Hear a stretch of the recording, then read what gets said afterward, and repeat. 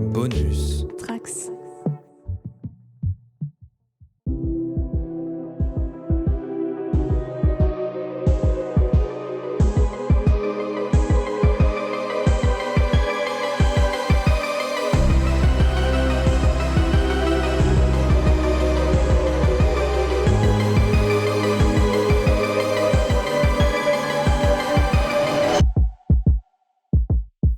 Bonjour à toutes et à tous et merci d'être venus pour ce dialogue. Alors je vais commencer par me présenter rapidement. Je m'appelle Béry Picarelec, je suis doctorant et je travaille sur les séries télévisées américaines. Et je suis aussi membre du podcast Spoilers, qui est un podcast dédié aux séries de science-fiction et fantastique. Donc on pourra vous donner un peu plus d'informations, les liens pour aller nous écouter. On a entre autres déjà reçu Delphine dans le podcast, si vous voulez aller écouter d'autres émissions avec elle. Et on enregistre une émission en live sur le flux du festival demain. Donc n'hésitez pas aussi à aller nous regarder une émission sur la série The Last of Us. Donc mon interlocutrice, donc Delphine Lemonie-Texier. Bonjour.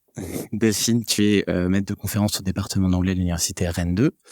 Et donc tes sujets de recherche, c'est entre autres Shakespeare, le théâtre anglophone, mais aussi les séries télévisées. Et d'ailleurs, tu fais souvent aussi se croiser dans tes enseignements les séries Shakespeare.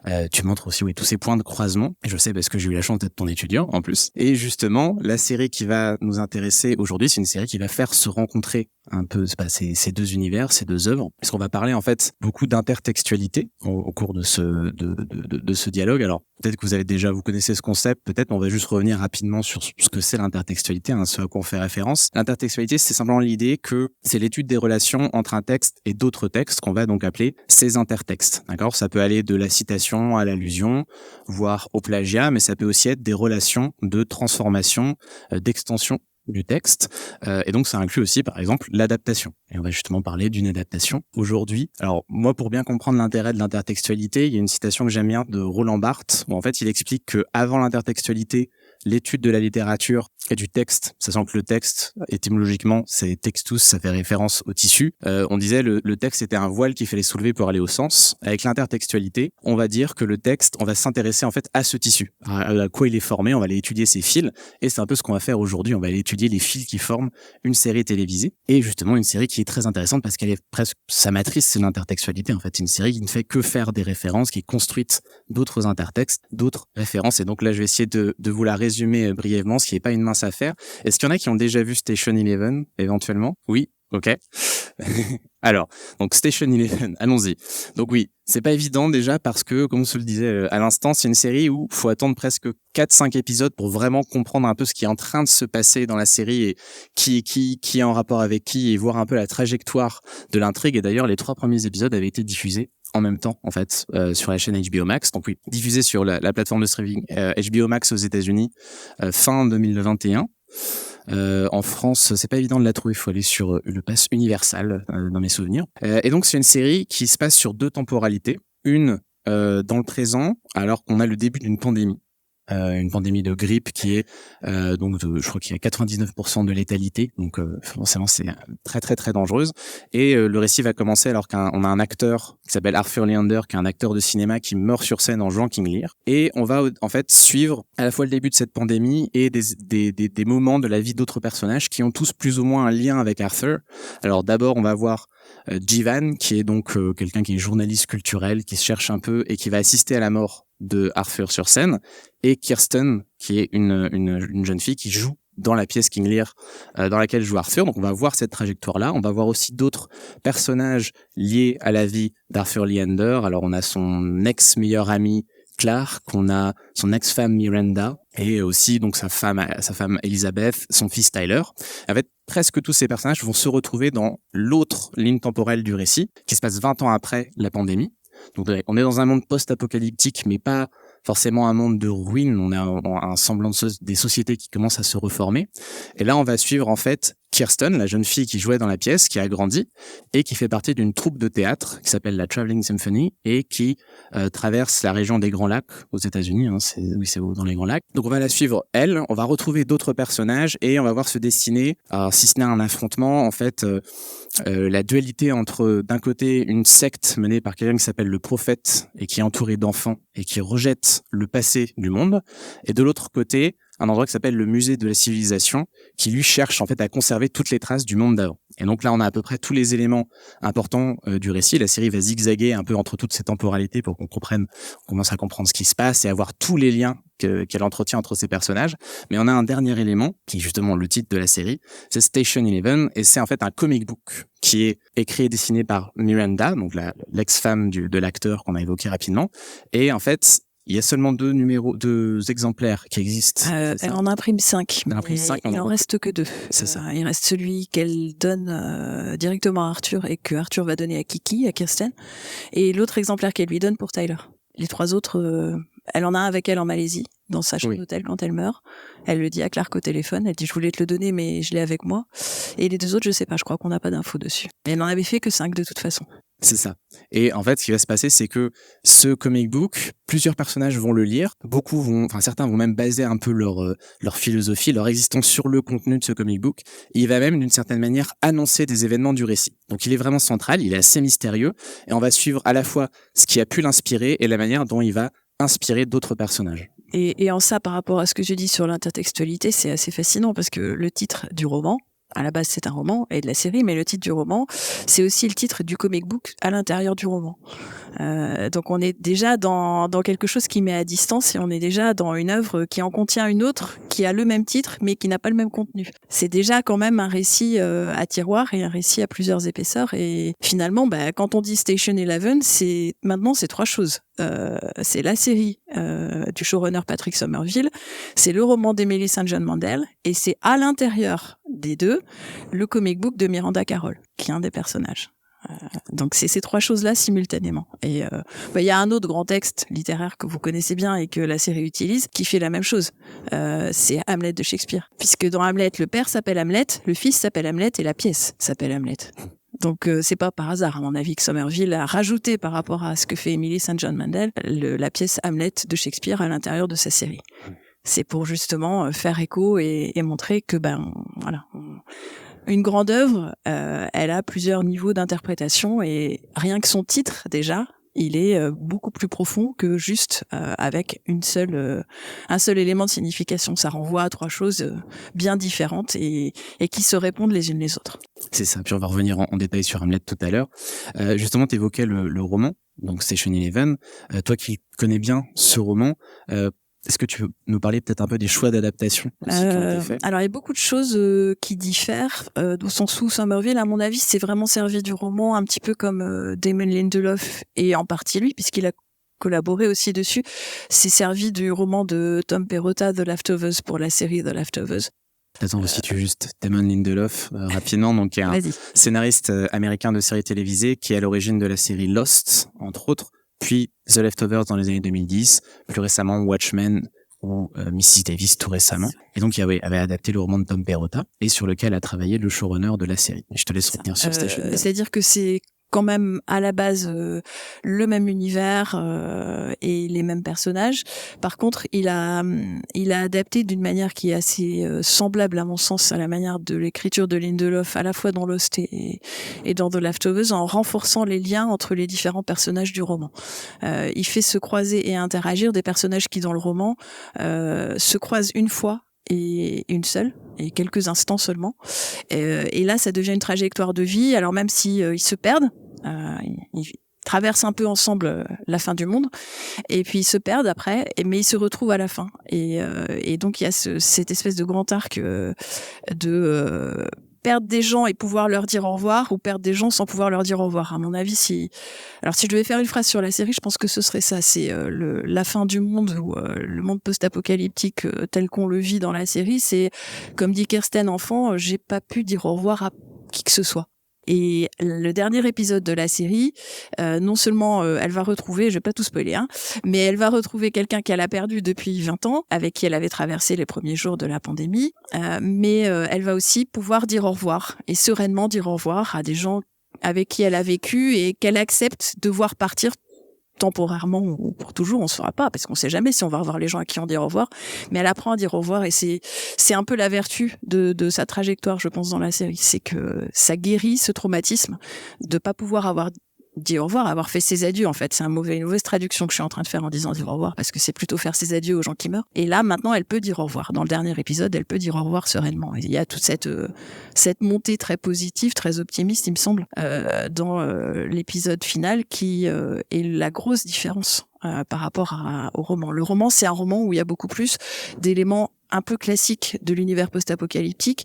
Le prophète, donc un leader de secte, le prophète, il est lubrique et vaguement pédophile dans le roman. Il kidnappe des adolescentes et il en fait ses femmes. Il est dangereux, il tue des gens gratuitement, sans aucune raison. Le prophète dans la série, c'est un personnage profondément traumatisé, profondément humain, et même s'il y a des éléments très sombres, et même s'il cause la mort d'enfants et d'adultes dans un des épisodes, il n'est pas traité par le showrunner comme un personnage méchant, mais plutôt comme un personnage traumatisé avec lequel à la fois Kirsten et le spectateur sont mis en empathie. Donc je trouve que les éléments un peu plus clichés de l'univers post-apocalyptique sont vraiment bien mis à distance et on en fait plutôt quelque chose qui a une dimension un peu de parabole ou de fable très optimiste sur comment survivre à la fin du monde et comment faire face en restant humain et en restant profondément humain. Et c'est pas juste en survivant, c'est en écoutant la fibre humaine qu'on a en nous à travers les œuvres d'art qui nous traversent et celles qu'on porte, je crois. Ouais. Exactement, on va revenir là-dessus aussi. Mais oui, c'est intéressant aussi. Donc, on a évoqué le rapport avec The Leftovers. C'est vrai que c'est presque aussi deux séries qui sont un peu en miroir, parce que The Leftovers, ça raconte la disparition de 2% de la population un jour, sans explication, et ce qui se passe dans le monde après qu'on ait vécu un tel événement. Alors que dans Station Eleven, il reste 1% de la population sur Terre, et comment on vit par rapport à ça. Donc, c'est des séries miroirs. Or, justement, le showrunner de la série, donc un showrunner, on dit souvent que c'est l'équivalent d'un réalisateur de série, c'est-à-dire c'est quelqu'un qui est à la fois producteur et qui supervise l'écriture de la série. Et le showrunner de la série, il a travaillé sur The Leftovers avec Damon Lindelof, et je pense qu'on peut dire quand même que Station Eleven est très influencé aussi par The Leftovers. Tu l'as dit sur la manière d'adapter déjà une œuvre. Je pense aussi peut-être sur la tonalité, dans la manière de gérer l'émotion, et sur la structure narrative, parce que c'est une série qui, comme The Leftovers, va faire progresser une intrigue générale, mais va toujours avoir des épisodes un peu point de vue. On va toujours s'attacher au point de vue d'un personnage en particulier, aux éléments de sa vie. Donc on retrouve vraiment quelque chose de The Leftovers. C'est quelque chose qui arrive assez souvent dans l'histoire des séries, d'avoir des scénaristes d'une série qui vont un peu récupérer ce qu'ils avaient fait dans la série précédente. Moi, je pense par exemple Les Sopranos. Si vous regardez, il y a des scénaristes comme Matthew Weiner ou Terence Winter qui ont fait ensuite Boardwalk Empire et Mad Men. Et ces deux séries, c'est une sorte de relecture des Sopranos ou un contraste avec les Sopranos par endroits. Et c'est un peu ça, en fait. Ça fait partie de la constellation The Leftovers Station Eleven. Et déjà, on voit qu'on a déjà un autre intertexte qui se rajoute au roman d'origine, finalement. Station Eleven, c'est une adaptation de Station Eleven, mais c'est déjà aussi un peu une adaptation de The Leftovers sur certains points. C'est clair. Enfin, c'est évident. Je pense qu'il reprend une manière de faire et puis même des éléments d'épisodes individuels dans The Leftovers. Kevin meurt, enfin il va dans le royaume de l'autre côté, quoi, des undead, des gens qui sont passés de l'autre côté pour vaincre Patty, son adversaire formidable, et il doit prendre, on devrait lui donner une antidote pour le faire revenir, et puis en fait Virgile se suicide et lui donne pas l'antidote, mais il y a un épisode vraiment comme ça inventé par Somerville par rapport au roman, où Kirsten est atteinte par des fléchettes empoisonnées, parce qu'il y a une bande de survivants méchants, ça c'est le grand classique de l'univers post-apocalyptique, et l'épisode est complètement assez fabuleux, quoi. Elle revisite un épisode de son enfance quand le monde venait de finir, et elle parle à la version de 8 ans d'elle-même, et elle assiste à ce qui s'est passé, donc elle revisite ses souvenirs, mais en interagissant un peu avec la version enfant d'elle-même. Donc on est vraiment dans du surnaturel pour moi, assez proche de Kevin dans son hôtel quand il va explorer tout cet univers de l'autre côté de la vie, quoi, dans The Leftovers. Et c'est cet épisode-là un de ces épisodes-là que Somerville a coécrit dans The Leftovers, justement. Oui, justement. Et sans doute pas par hasard. Et d'ailleurs, on trouve même dans les scénaristes de Station Eleven des scénaristes qui étaient sur The Leftovers. On retrouve aussi, je crois, le monteur. Donc, il y a vraiment des liens profonds entre les deux séries. Mais je te propose qu'on regarde le premier extrait qu'on a sélectionné, qui est donc le tout début de la série. Alors là, c'est un montage qui condense un petit peu. Normalement, c'est 10 minutes. Là, on va essayer de vous sortir 4 minutes pour dégager certains éléments en particulier. When I do stare, see how the subject quakes. Behold, Yon simpering dame, whose face between her forks presages snow, garminces.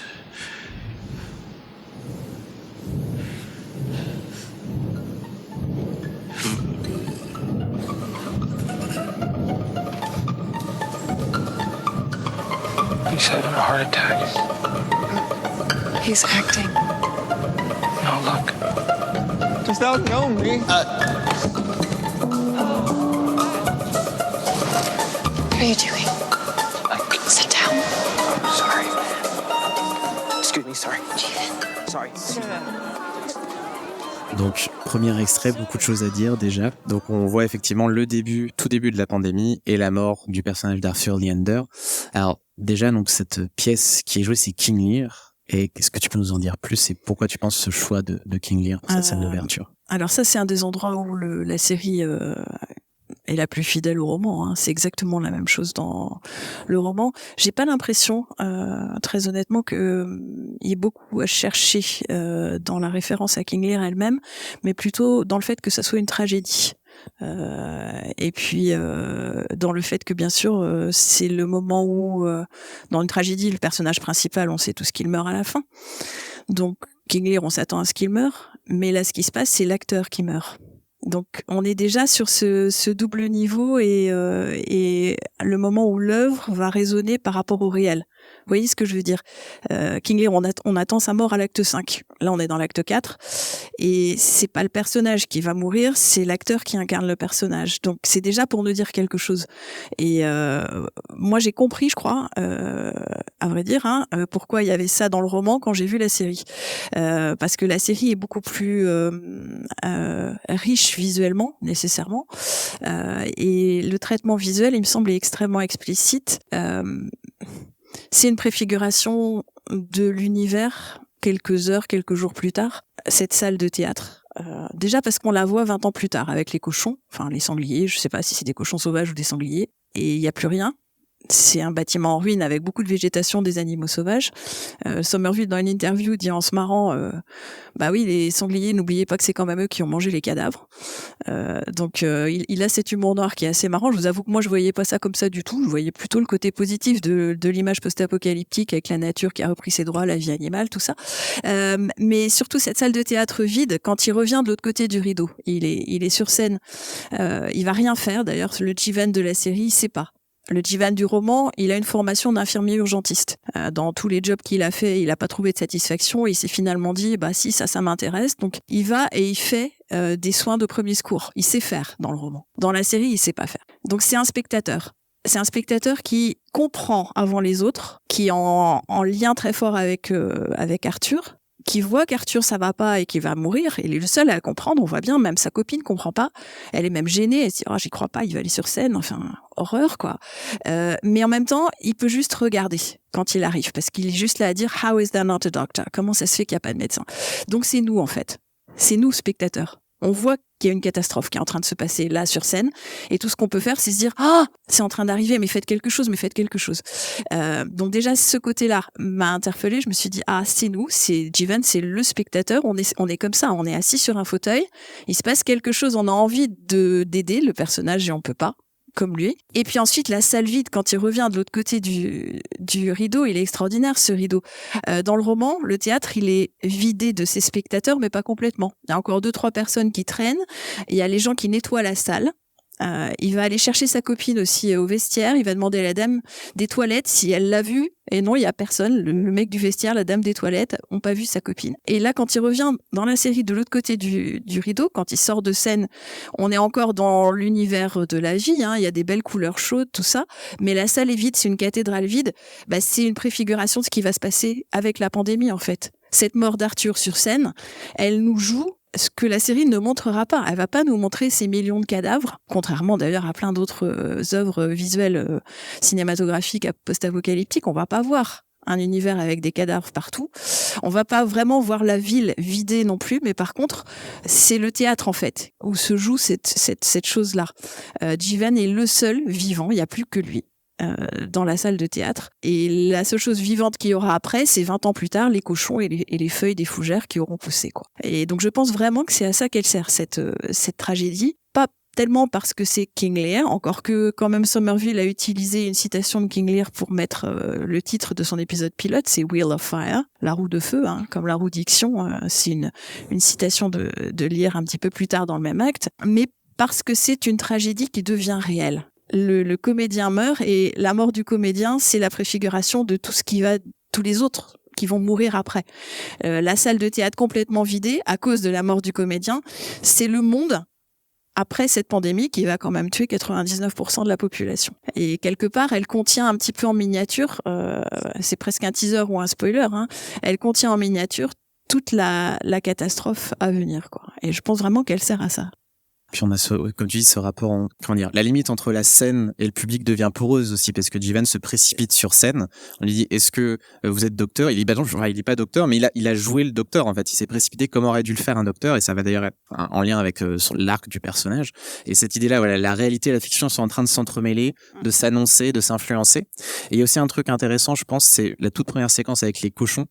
Parce qu'on voit ces cochons dans le théâtre, on va voir le théâtre délabré, et ça nous fait nous poser une première question, c'est ah oui, c'est vrai, après la fin du monde, à quoi ça sert tout ça? Ça sert plus à rien, c'est juste une ruine. En fait, le théâtre, qu'est-ce que c'est? Et toute la série va en fait être une réponse à ça, et essayer de replacer l'importance de l'art, et on va revenir là-dessus, mais même Patrick Somerville, il l'a vendu en disant c'est une série post-apocalyptique sur la joie. Tout son enjeu, c'est, ok, comment on parle de joie après la fin du monde? On va revenir là-dessus, peut-être, je pense, avec le deuxième extrait en particulier. Mais... Juste sur le premier extrait, ce que je trouve intéressant, c'est quand même ce programme de salle. On voit les cochons, puis il y a un gros plan sur le programme de salle avec l'affiche du film, en fait, et on lit très clairement King Lear, Arthur Leander.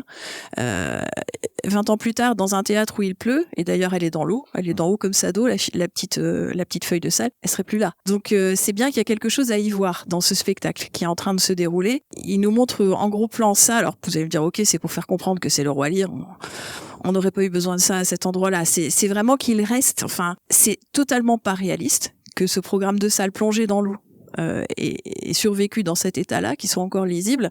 Et c'est aussi affirmer très fort, alors on s'en fiche du réalisme, affirmer très fort que même 20 ans plus tard, il est mort sur scène, il a jamais fini de la jouer, cette pièce, c'était le soir de la première. Donc il l'a même jamais jouée complètement, mais c'était suffisamment fort pour qu'il en reste quelque chose 20 ans plus tard, même quand le monde n'existe plus. Il n'y a plus que des cochons, mais il reste une trace, quoi.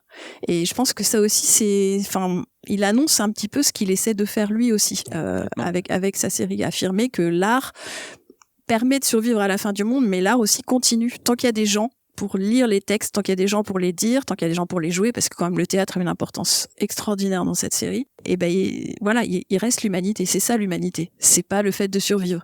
C'est le fait de transmettre avec des grands textes, avec des grandes œuvres, quoi. D'ailleurs, on a déjà ce thème aussi des enfants qui est introduit avec Kirsten et qui s'occupe des enfants. Il faut trouver l'éleveuse, donc celle qui gère les enfants au théâtre.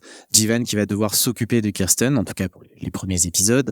On a cette mise en relation-là qui va être importante après, parce que dans le présent du récit post-pandémie, c'est un des enjeux. C'est comment on s'occupe des enfants, qu'est-ce qu'on enseigne aux enfants, qu'est-ce qu'on leur laisse de la culture du passé, est-ce qu'on recommence à zéro. Donc déjà, ce thème est introduit là. Mais je voulais revenir aussi sur le dernier plan, parce que toi, tu y vois un lien avec une autre œuvre qui, je pense, être alors, oui, je peux pas m'empêcher, moi, de penser qu'Arthur Leander, le programme de salle, donc la petite affichette là qu'on voit en gros plan avec les cochons, on revoit l'affiche de Arthur Leander dans le plan, la plongée depuis très très haut là sur la rue. Avec le théâtre, et on voit l'affiche au même endroit, sur l'écran très très clairement, et la manière dont les plans sont faits autour de la mort d'Arthur, je peux pas m'empêcher d'y voir un message de effectivement l'apocalypse arrive. Ça me fait beaucoup penser au roman graphique Watchmen et au premier volume du roman graphique Watchmen, donc la BD d'Alan Moore et Dave Gibbons, dont le premier chapitre tourne autour de la mort du comédien. C'est ça qui se passe dans le premier chapitre. The comedian is dead. Et on a Rorschach qui porte sa pancarte. On ne sait pas encore que c'est Rorschach, mais on le voit en plongée comme ça avec sa pancarte sur laquelle est écrit The end is nigh, la fin est proche. et son discours apocalyptique. Cette ville va sombrer, cette ville est pleine de gens pourris, de politiciens corrompus, de prostituées. Il y a toute l'horreur, la luxure, etc. C'est un égout à ciel ouvert. Enfin, c'est sa litanie dans son journal. Et il se promène dans les rues avec sa pancarte et on voit. Quand on lit la BD de manière linéaire et qu'on l'a jamais lu avant, on voit ce mec avec sa pancarte. La fin est proche, la fin est proche, la fin est proche. Et je me dis que quelque part, l'affiche du King Lear et avec Arthur a pas du tout, est pas porteur d'un message en tant que tel. Hein. Il a pas un discours post-apocalyptique ou apocalyptique. Mais quelque part, cette mort du comédien, dans la série Station 11, elle a exactement cette fonction. Et remontrer l'affiche comme ça, on la voit 3 fois dans l'épisode pilote, très rapproché. On voit la programme de salle, on voit l'affiche à l'extérieur du théâtre avec le plan, la plongée depuis très haut, comme le cadrage des dessins dans Watchmen, dans ce premier volume. Et une 3e fois, quand ils prennent le métro tous les deux, le métro L, The Elevated, à Chicago, Jeevan et Kirsten, sur l'escalier, à l'endroit où il y a l'escalier du métro, il y a un écran publicitaire, plusieurs publicités qui passent, et on retrouve encore le visage d'Arthur dans le roi Lear, exactement la même image. Et j'ai l'impression que ça a la même fonction que cette pancarte de Rorschach, c'est-à-dire l'apocalypse est là, alors qu'on ne le sait pas encore. Dans cette partie-là de l'épisode pilote, ni les personnages ni le spectateur que nous sommes ou la spectatrice que nous sommes ne sait encore que la pandémie est là et que la fin du monde arrive. Complètement. Puis en plus, alors pour replacer Watchmen très rapidement aussi, c'est donc que tu as dit roman graphique, c'est 86 je crois, et qui est considéré comme un de ceux qui a un peu changé le comic book de super-héros en le traitant un peu différemment, qui raconte donc l'enquête suite à la mort du super-héros, le comédien, donc d'autres super-héros, c'est de comprendre qui tue des super-héros, pourquoi, la raison, etc. Et il y a beaucoup de liens en fait avec Station 11. Déjà cette idée que les premiers chapitres de Watchmen, on va essayer de retourner voir ceux qui connaissaient le comédien, revoir son passé, revoir plusieurs flashbacks. C'est exactement de la même manière que ça fonctionne le début de Station 11 avec Arthur Leander, donc ce personnage de comédien. On a le fait que, comme on l'a dit, Patrick Somerville est lié à Damon Lindelof, qui lui aussi a proposé une adaptation suite de Watchmen il y a quelques années. Et enfin, il y a aussi le rôle central, on l'a dit, du comic book Station 11 dans la série. Donc c'est d'une certaine manière logique de faire allusion à Watchmen quand au centre de notre récit, il y a ce comic book très important. Et en plus, dans Watchmen, on a un personnage qui lit lui aussi un comic book. Et ce comic book fait écho à ce qui est en train de se passer dans le reste du monde du roman graphique, ce qui est exactement le même système qu'il y a dans Station 11. Donc l'intertexte, moi quand tu me l'as dit, j'y avais pas pensé, mais ça fait complètement sens. Disons que ça fait vraiment complètement sens. Et moi, ça m'est apparu surtout dans le traitement graphique. C'est-à-dire qu'on a quand même ces plongées très très spectaculaires avec la perspective très très forte. Là, on voit effectivement le corps aussi d'Arthur avec le médecin qui essaye de le réanimer. Il y a un défibrillateur qui est utilisé, etc. Alors, c'est peut-être juste pour montrer que l'âme d'Arthur est en train de se séparer de son corps, je ne sais pas. Mais il y a beaucoup de plans sur la ville de Chicago dans ce premier épisode qui rappellent énormément les vignettes du chapitre 1 du roman graphique. Et c'est comme ça que ça fonctionne. On voit la tache de sang sur le sol, c'est la première page du roman graphique, la tache de sang de là où s'est écrasé le corps du comédien, d'assez près, et puis d'un peu plus haut, et puis d'un peu plus haut, et encore d'un peu plus haut. Et finalement, on comprend qu'on est dans l'appartement du comédien avec les 2 policiers qui regardent pour comprendre ce qui s'est passé. Parce que la baie vitrée a explosé, et clairement, il est passé à travers la baie vitrée, il s'est écrasé plusieurs dizaines de mètres au-dessous. Et c'est ce traitement graphique-là qui est quand même assez particulier, qu'il était en tout cas pour un comic book de super-héros dans les années 80, que je trouve, on retrouve là, dans toutes ces plongées, tous ces cadrages en plongée depuis très très haut. J'ai l'impression qu'il y a un hommage, et effectivement, le clin d'œil est quand même amusant, le comédien est mort. C'est exactement ça qui se passe ici, le comédien est mort. Et comme tu dis, oui, la BD dans la BD, c'est quand même eux qui ont fait ça de manière assez virtuose, et la romancière, et puis ensuite Somerville qui a adapté, mais la romancière Emily St. John Mandel, elle a fait ça, elle a pris la BD, elle l'a mise dans le roman, et c'est un élément de son récit. Il y a des chapitres du roman où on est avec Dr. Eleven, comme on est avec Miranda, comme on est avec Arthur, comme on est avec Tyler. Alors il n'y a pas la dimension graphique, hein. Elle n'a pas mis de dessin. On n'a pas une BD à l'intérieur de son roman.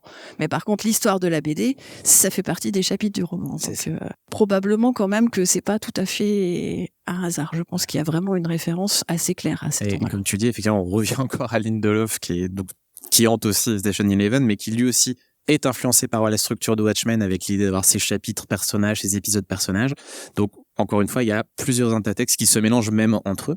Je te propose qu'on passe au deuxième extrait, Allons-y. si ça te va. Alors, juste le contextualiser rapidement, on est dans le deuxième épisode, le présent post-pandémie, donc Kirsten est avec on vous en parlait, la troupe de théâtre qui joue Shakespeare, la Traveling Symphony, qui vient d'accueillir un nouveau membre qui s'appelle Dan, et qui, avant de faire sa première performance, a un peu le trac. Ils sont pas juste acteurs. Il y a les acteurs dans la Traveling Symphony, mais il y a aussi un orchestre. Oui. Symphonique, entre guillemets, classique, quoi.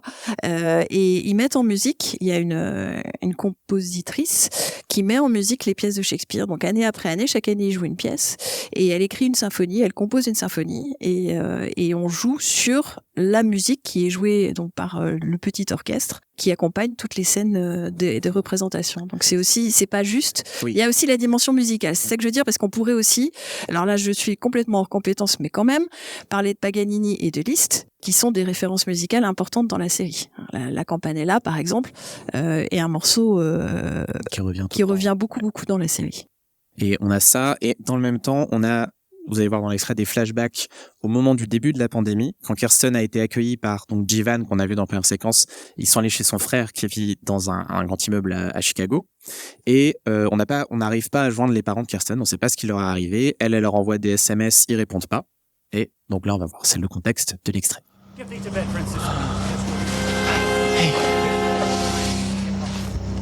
It can't go on. How am I supposed to play Gertrude? I'm not a mom. My mom's gone.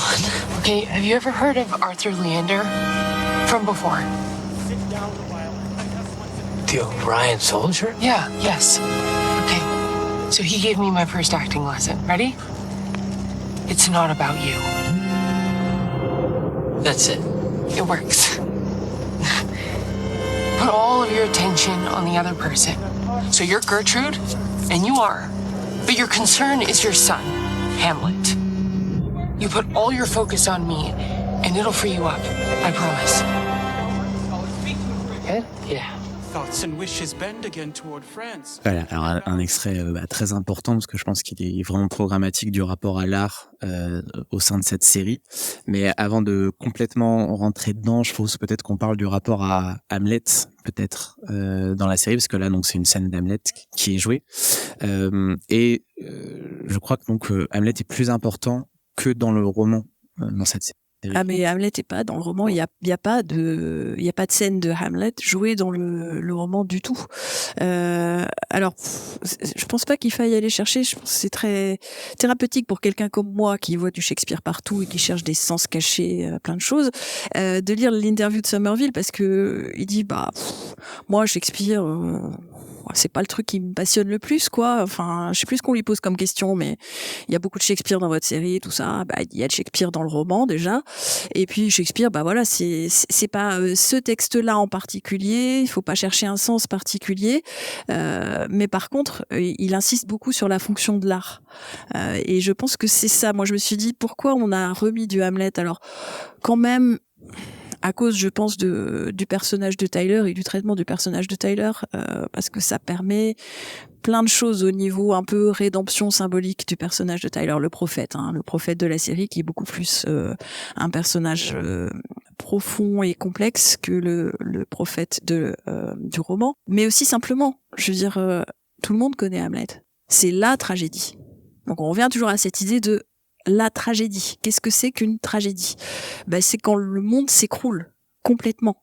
Les tragédies shakespeariennes et Hamlet en particulier, c'est presque une caricature de ce que c'est qu'une tragédie, au sens où on va explorer la souffrance de l'âme humaine, et elle dure, cette souffrance, parce que vous savez bien qu'il met beaucoup de temps à se décider à agir, et quand il se décide à agir, en plus, ça marche pas, parce qu'il veut venger son père et tuer son oncle qui est responsable de la mort de son père et qui a ensuite pris la place de son père auprès de sa mère. Et quand il va se décider à agir, il va poignarder quelqu'un caché derrière une tapisserie, et c'est le pauvre vieux Polonius qui n'y est pour rien et qui avait rien à faire là. Donc on fait souffrir le personnage beaucoup. Shakespeare fait beaucoup souffrir son personnage de Hamlet, presque jusqu'à l'absurde. Et puis quand la mort commence à s'inviter dans la tragédie, ça meurt de manière excessive et accumulée. Ils meurent tous, tout le monde meurt d'un coup. Enfin, il y a des gens qui meurent par accident, qui devraient pas mourir. Sa mère boit la coupe empoisonnée qu'il voulait donner à son oncle et il n'arrive pas à l'arrêter. Elle boit et elle meurt et ça meurt et ça meurt et ça meurt et ça meurt. Enfin, voilà, c'est quand même ça, quoi. La tragédie Hamlet par rapport aux autres tragédies shakespeariennes, c'est, je pense, Shakespeare qui explore les limites du genre tragique, qui pousse le curseur au maximum. Ça produit un peu autre chose, mais c'est surtout la tragédie. Vous demandez à un anglophone de citer une tragédie, ils vont tous vous dire Hamlet. Nous, si on nous demande de citer une tragédie shakespearienne, je pense qu'on va tous aussi dire Hamlet. Donc c'est pas vraiment Hamlet en tant que Hamlet, mais par contre, pourquoi on continue à jouer cette pièce? Qu'est-ce qu'elle nous dit? Comment elle fait sens pour nous? Parce qu'on s'en fiche un peu de l'histoire de ce mec danois avec sa famille compliquée. En vrai. C'est pas ça. C'est parce que la souffrance humaine et l'extraordinaire poésie que Shakespeare utilise pour l'exprimer, elle résonne encore. Et ça reste un mystère insondable. Et c'est pour moi un mystère totalement insondable. Je pense que je finirai ma carrière tard, certes, mais je finirai ma carrière un jour sans avoir eu la réponse. Donc, tant mieux. C'est formidable, un texte comme ça. Pourquoi il résonne encore aujourd'hui alors qu'on est dans un monde qui n'a plus rien à voir? Et c'est encore un pari plus audacieux de se dire que Shakespeare résonnera si on est pessimiste et résonnerait si on est optimiste dans un univers post-apocalyptique. Et c'est ça que dit le roman et c'est ça que montre la série. Il y a tellement d'humanité quelque part dans un texte comme ça, dans une œuvre comme ça, si elle est forte comme ça, que même si plus rien ne ressemble au monde dans lequel il a été créé, ce texte, parce que vous imaginez entre l'univers de Shakespeare et l'univers de Kirsten, post-apocalyptique, il n'y a plus rien en commun, mais si. Ce qui reste en commun, c'est la part d'humanité qu'on a tous au fond de nous. On a survécu, mais on est encore humain. Et je pense que c'est ça le message optimiste de Somerville. Et pourquoi on est encore humain? Parce qu'on est toujours capable de transmettre. Ces œuvres-là parlent encore à travers nous. Et il se passe encore quelque chose. La symphonie itinérante, elle apporte du bonheur. Elle passe tous les ans au même endroit, ils font un tour, ils appellent ça la roue, hein. Ils tournent leur roue autour du Grand Lac, là, du lac Michigan, et c'est la chef de la Traveling Symphony qui explique ça à Kirsten quand elle est petite et qu'elle la rencontre pour la première fois. Pourquoi est-ce qu'on voyage? Pourquoi est-ce qu'on n'est pas sédentaire? On passe, parce que quand on arrive, on fout le feu, symboliquement comme les acteurs foutent le feu, hein. On fait un spectacle, les gens ils sont émerveillés, et puis on s'en va. Et l'année prochaine, on reviendra. Et c'est merveilleux parce qu'ils attendent que l'année prochaine on revienne, et l'année prochaine on va jouer une autre pièce, et on va encore foutre le feu une deuxième fois. Et on leur donne, et c'est pas nous, c'est ce qu'on porte, c'est cette musique qu'on joue, c'est ces textes qu'on joue devant eux qui apportent quelque chose. Et je crois que le message, à mon avis, de Somerville, c'est ça, c'est que l'humanité, c'est tant qu'on est encore capable de faire résonner ses œuvres, de les jouer, de les dire, de les jouer sur un instrument, même si c'est un instrument un peu ridicule, elle essaye de jouer du Liszt sur une guitare, quoi, hein. C'est pas grave. Mais c'est ça qui fait qu'on est humain. Et donc je pense que c'est à ça que sert Hamlet.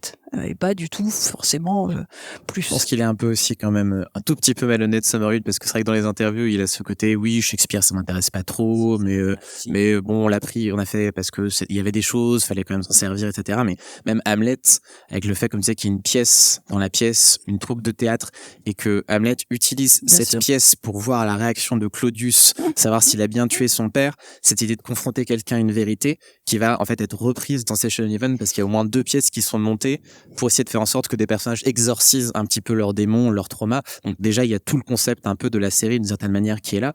Et justement, ça fait écho à, moi, ce que je trouve être un passage très important de la série, c'est ce moment où Kirsten dit, comme conseil, It's not about you. C'est-à-dire, quand on joue, c'est pas à propos de nous, en fait. Tu réagis juste à ce que je fais et ça va bien se passer. Et on voit juste après que It's about her. C'est que sur elle, en fait. Elle est en train, quand elle est Hamlet, c'est le trauma de son passé qui revient, la mort de ses parents, là où c'est la mort d'Hamlet pour Hamlet, etc.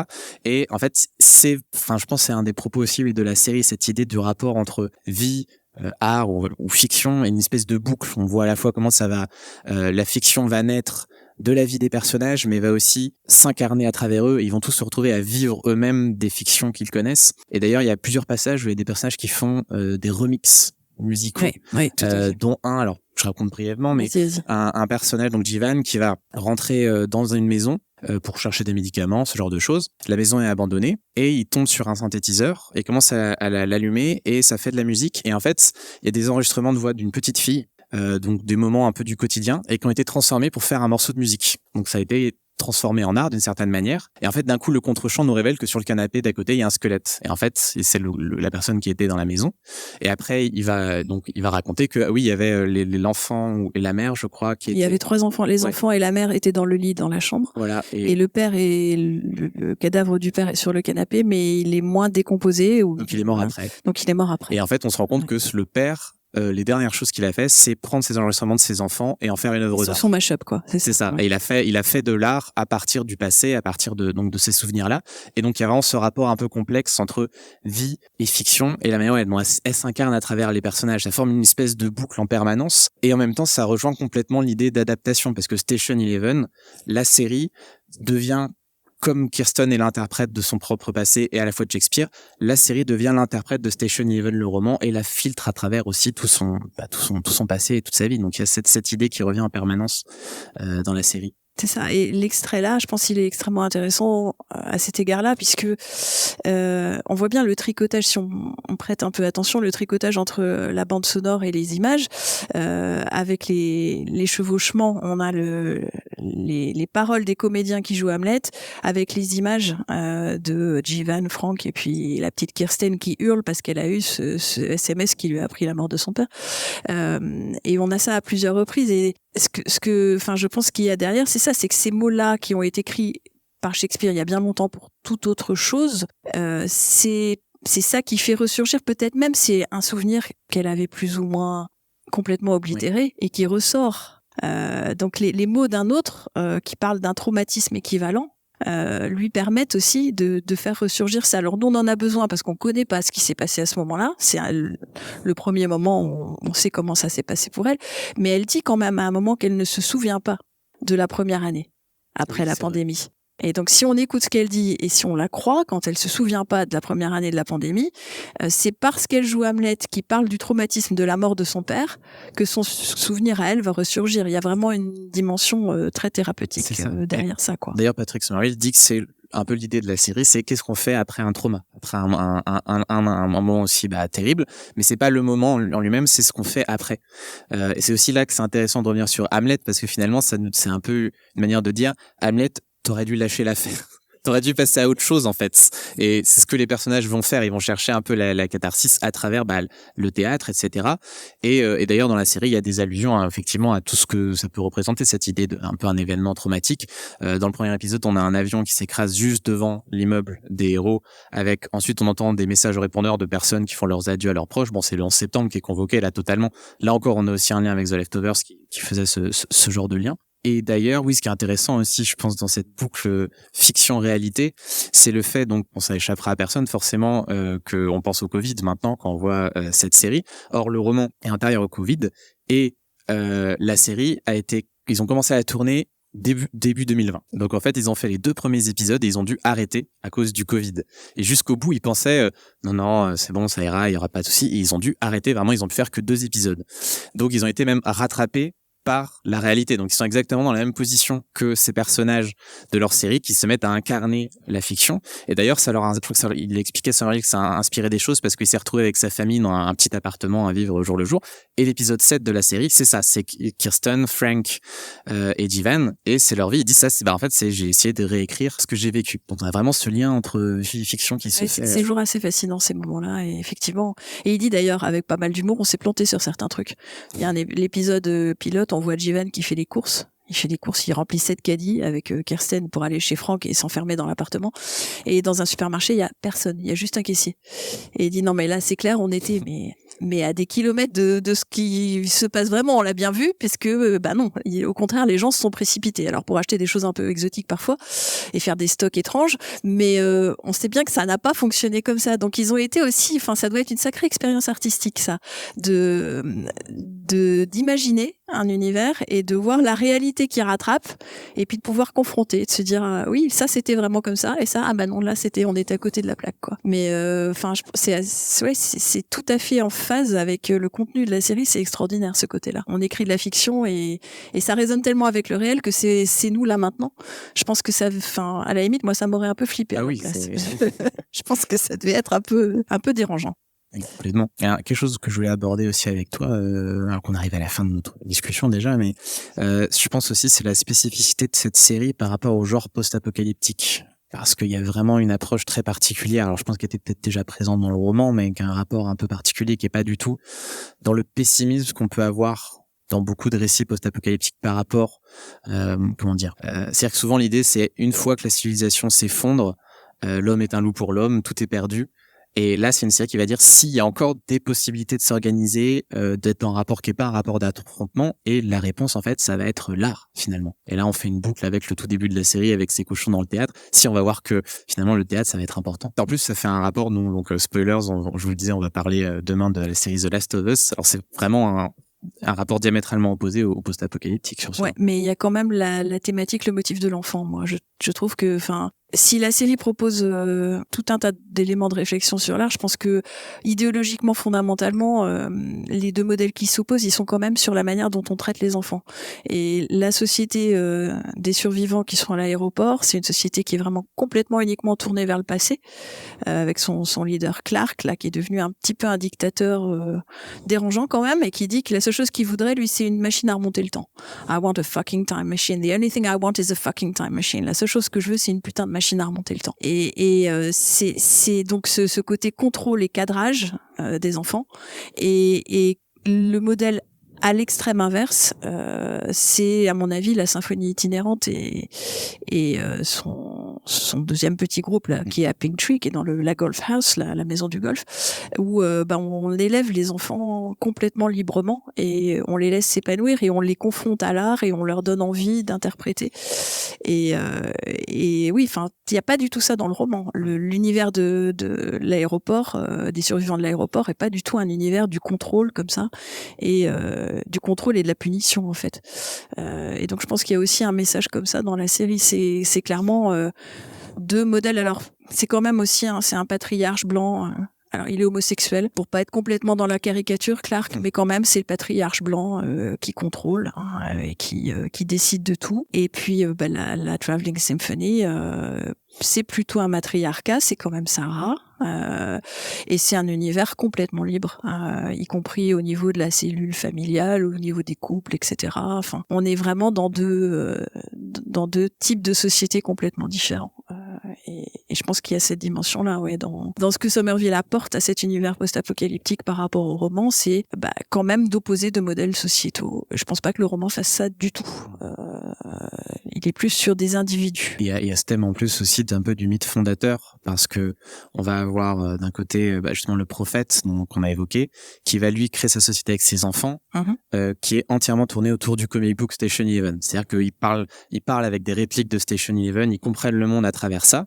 Donc là, c'est aussi nous dire, bon, attention, la fiction, on peut s'en servir pour contrôler aussi. Donc là, il y a une allusion à la religion, mais ça peut être aussi négatif d'une certaine manière. Et ça va être aussi confronté à un autre mythe fondateur qui est, donc, on parlait d'un aéroport. En fait, c'est parce que des personnages vont se retrouver coincés dans un aéroport au début de la pandémie. Et en fait, ils vont réussir à survivre et à faire leur petite civilisation autour de Clark et de son musée de la civilisation qui va essayer de sauver. Rien que le mot musée, on voit bien. Quand je vous disais, il veut une machine à remonter le temps pour aller dans le passé, il va créer un musée. C'est ça. Il va figer, et Kirsten lui dit dans la série d'ailleurs, t'inquiète pas, il a explosé ton musée, mais il y a encore tous les déchets possibles et imaginables du monde d'avant. Tu vas pouvoir en trouver d'autres, des vieux déchets pour refaire ton musée, quoi. Donc on voit bien quand même l'antithèse entre les deux, quoi. Lui, il veut revenir au monde d'avant, et elle est dans le monde de maintenant, qui n'est plus le même monde, et elle l'accepte. C'est ça. Et en plus, cette société, ils sont fondés sur aussi un mythe qui est celui d'un avion qui est, en fait, il y a un avion de passagers qui arrive et les passagers ne descendent pas et ils disent ils se sacrifient pour pas nous contaminer, en fait. Et c'est l'avion reste toujours sur le tarmac et on se dit c'est grâce à ça qu'en fait qu'on est là. Donc c'est la naissance de cette civilisation, c'est le sacrifice de ces personnes-là. Sauf que, et là je vous le dévoile pas, mais on va se rendre compte au bout de la série que c'est il s'est passé autre chose, et que même ça, c'est en lien avec Station 11. Et donc, on parle vraiment de la naissance aussi des mythes et des civilisations. C'est un mythe fondateur, quoi. Exactement. J'ai quand même pas résisté au plaisir de vous dire que dans l'épisode pilote, je pense que Somerville, il est de Chicago. Hein. Quand il parcourt sa ville, à mon avis, comme toute personne qui fait des séries, c'est pas possible d'être à Chicago sans penser à Urgence. Et quand même, le roman il se passe à Toronto et Jivan n'a pas de sœur. Jivan a juste un frère. Dans le pilote, vous l'aviez vu, donc je vais pas vous dévoiler des choses que vous ne savez pas, mais c'est sa sœur qui est urgentiste à l'hôpital de Chicago, qui lui apprend par un coup de fil qu'elle passe alors qu'il est dans le métro aérien, elle est aux urgences et elle crie d'ailleurs en disant mettez-le ici, mettez-le là. Elle fait le triage, là vous vous souvenez, toutes les scènes d'urgence. Elle crie d'ailleurs à quelqu'un qui s'appelle Sam et donc elle s'appelle Sia Chowdhury. On la voit à l'image, elle est habillée comme un médecin du Cook County dans Urgence. Bah quand même, bon sang, ni là dans les dernières saisons, qui est d'origine indienne elle aussi.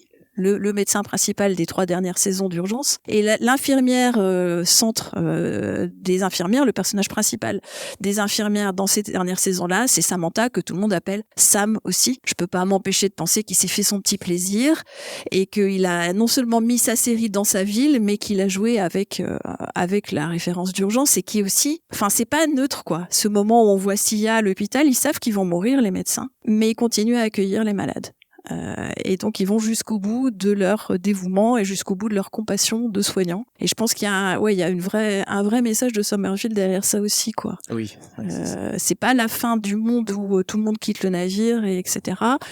Ils sont là, ils continuent. Et c'est devenu ingérable les urgences de l'hôpital, mais ils vont faire face jusqu'au bout. Et je pense que ce message-là, il est aussi extrêmement positif. Il n'y a pas le chaos de The Last of Us, par exemple. On garde, on va rester humain jusqu'au bout et peut-être les plus humains, c'est les gens qui se dévouent pour la vie des autres, quoi. Il y a quand même aussi un bel hommage, à mon avis, dans l'épisode pilote à ce niveau-là. Donc voilà, pensez à IA, pensez à Urgence quand vous reverrez l'épisode pilote. Le clin d'œil est quand même assez gros parce qu'il dit à Kirsten qui lui dit mais comment t'as su faire tous ces trucs pour sauver Arthur? Il savait rien faire du tout en vrai. Et il lui dit je sais pas mais je crois que j'ai appris en regardant Urgence. Donc voilà, je pense que là quand même Somerville il s'assure qu'on a bien compris qu'il jouait avec la référence à Urgence. Donc l'intertexte, pour moi le plus beau, c'est peut-être pas le shakespearien finalement.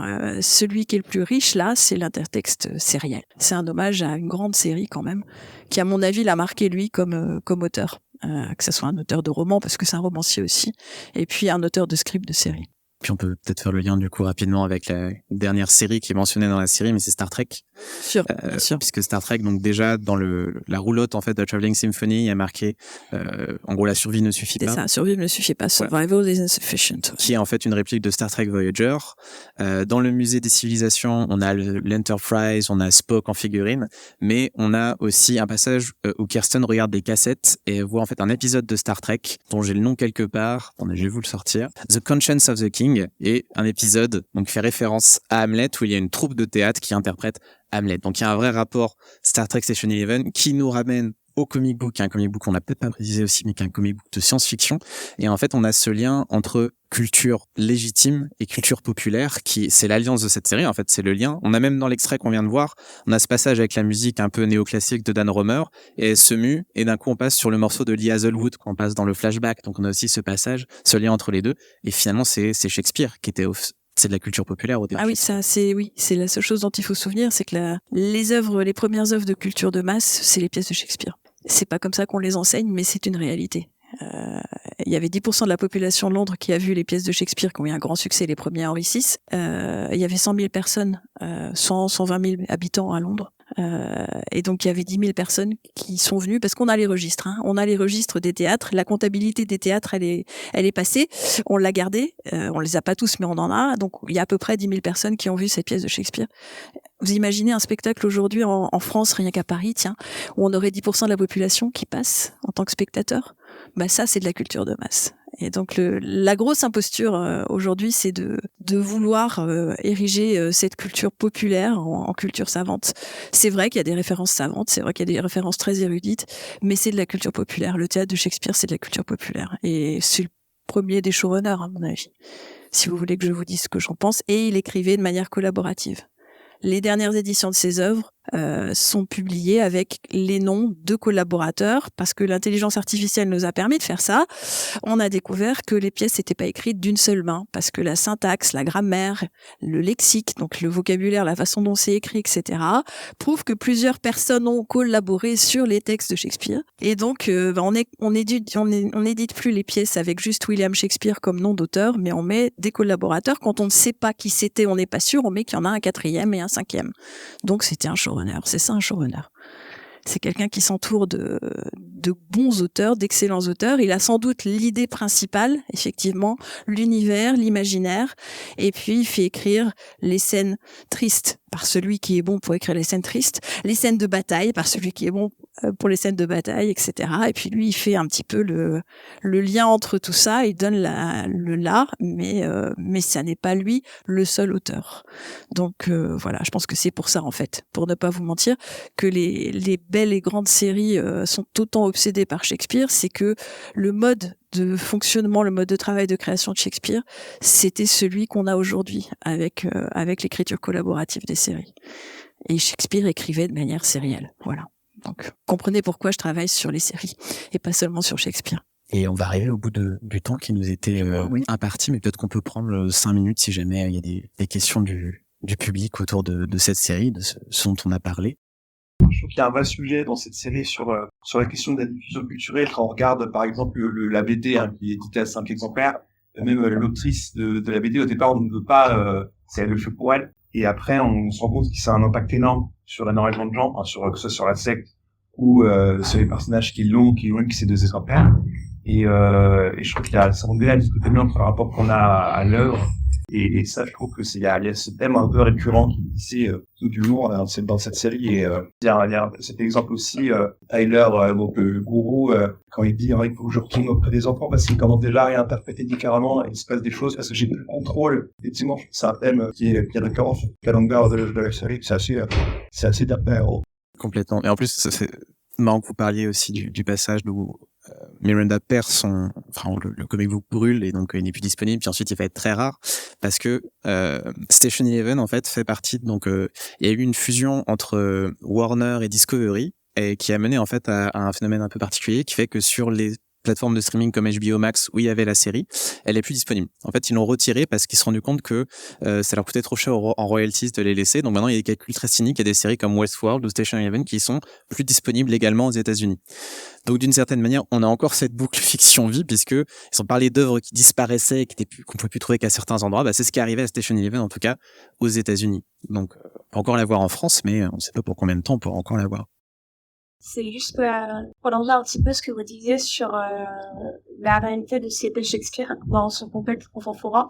Il y a eu, pas récemment, c'était quelques mois, je crois que c'était pendant la pandémie, un monsieur qui se pensait assez intelligent et qui avait fait tout un caca nerveux sur Twitter parce qu'il comprenait pas pourquoi pendant la pandémie les gens se réfugiaient dans Netflix et dans la série plutôt que dans Shakespeare.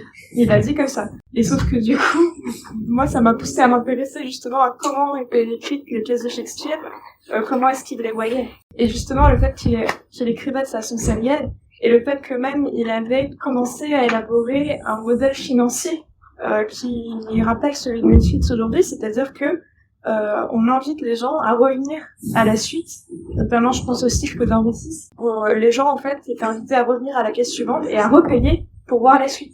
Donc Shakespeare consciemment écrivait aussi pour engranger de l'argent, en fait, c'était le but, parce que le théâtre à l'époque était une industrie, il y avait des centaines de pièces qui sortaient, c'était une production de masse, donc allez-y. Et non seulement en fait Shakespeare avait compris l'intérêt de la série au niveau narratif, mais aussi au niveau financier. On ramène du public. Et du coup, je trouvais ça assez impressionnant d'avoir choisi The exemple qui marche pas, quoi. Oui, mais c'est ça, c'était du théâtre commercial. Enfin, il y avait une concurrence délirante entre les théâtres et ils jouaient plusieurs pièces par semaine. C'était aussi, c'était des esclavagistes d'acteurs, quoi. Faut quand même être honnête. Personne ne traite des acteurs comme ça aujourd'hui. On fait pas jouer à la même troupe 4 ou 5 pièces la même semaine. C'est pas humain, quoi. Et pourtant, c'est comme ça que travaillaient ces acteurs-là. Donc oui, c'est devenu très vite une industrie. Avec aussi les travers, j'imagine, de l'industrie. Mais comme toutes les industries, il y a aussi les bienfaits de la dimension commerciale. Ça peut aussi exacerber des talents extraordinaires, quoi. Et je pense qu'on le voit tout à fait dans les séries aujourd'hui. Voilà, on va vous laisser aller relire Shakespeare et voir Station Eleven. Merci beaucoup. Merci beaucoup.